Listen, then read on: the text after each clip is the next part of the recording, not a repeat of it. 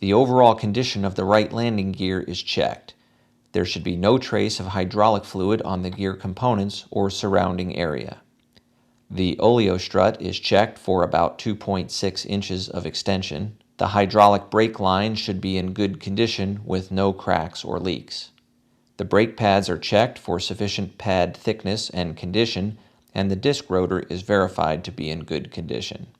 The tires should be properly inflated and have sufficient tread with no visible cord.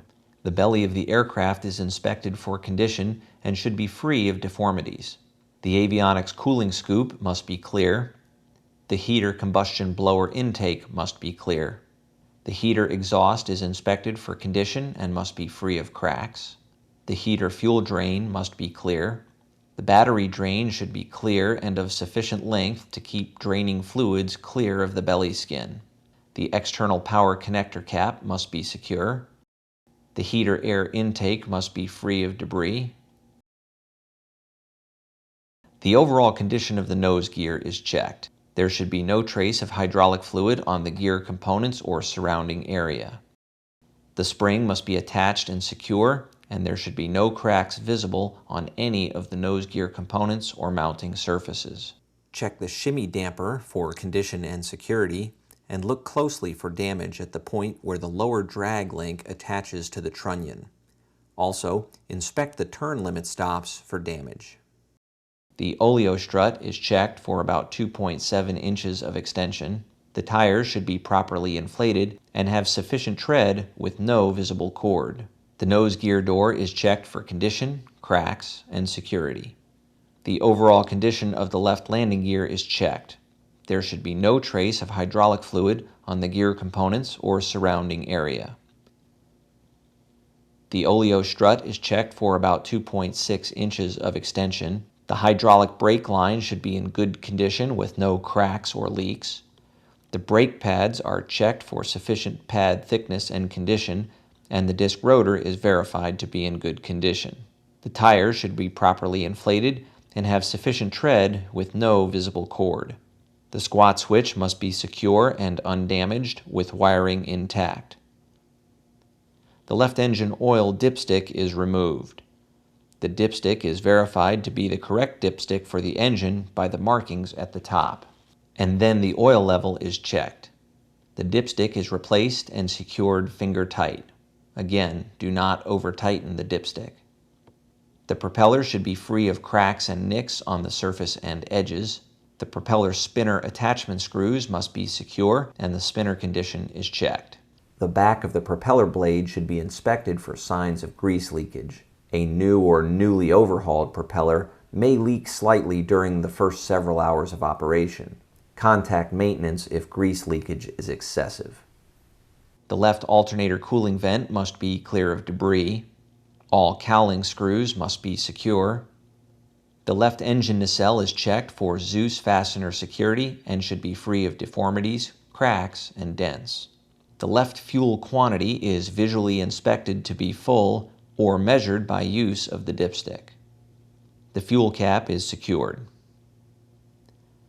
The exhaust pipes are inspected for condition and cracks. The cowl flap is inspected along with the security of the hinge and push rod. The left wing tie-down rope is removed.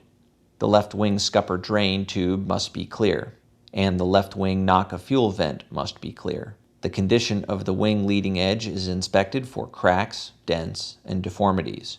The stall tabs are inspected for freedom of movement and the click sound of the closing microswitch.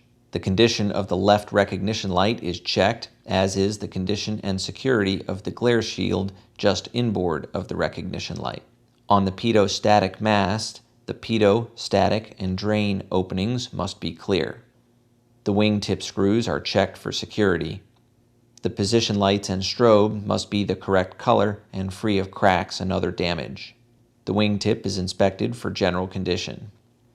Again, when inspecting the ailerons, do not handle the control surface itself. Caution should be taken to guard the flight control surface from movement during inspection. The left aileron is inspected by checking the condition and security of the overall control surface, static wicks, push rod, hinges, and bonding straps.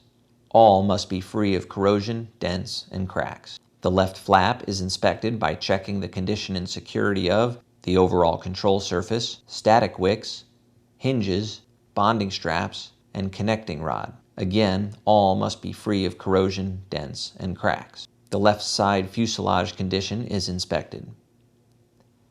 Antennas on the top of the aircraft are checked for condition, including GPS antennas, comm antennas, VOR localizer glide slope antennas, and ELT antenna. Antennas on the bottom of the aircraft are checked for condition, including transponder antennas, comm antenna, and marker beacon antenna. The fresh air fan intake must be free of debris. The fresh air fan drain must be clear. The aircraft identification plate must be secured and legible. The empennage condition is inspected. The left side of the rudder is inspected by checking the condition and security of the rudder control cable and cable tension, the rudder trim tab push rod hinge linkage, the top rudder hinge bolt, the anti-flutter tab, and the static wick. The rudder trim tab position should be centered, as it was set by the rudder trim control on the interior portion of the pre-flight. The left side of the stabilator is inspected by checking the condition and security of the anti-servo trim tab linkage, the anti-servo trim tab hinges and hinge pins, and the left static wick. The right side of the rudder is inspected by checking the condition and security of the rudder control cable and cable tension, the rudder trim tab connecting rod, the rudder trim tab push rod hinge linkage, and the top rudder hinge bolt and bonding strap. The right side of the stabilator is inspected by checking the condition and security of the anti-servo trim tab linkage, the anti-servo trim tab hinges and hinge pins, and the right static wick. The tail tie-down rope is removed. The ELT cover plate must be secure, the right side fuselage condition is inspected, and the aft baggage compartment door is closed. Finally, a general walk-around is performed, inspecting the overall condition of the exterior of the aircraft as well as the surrounding areas.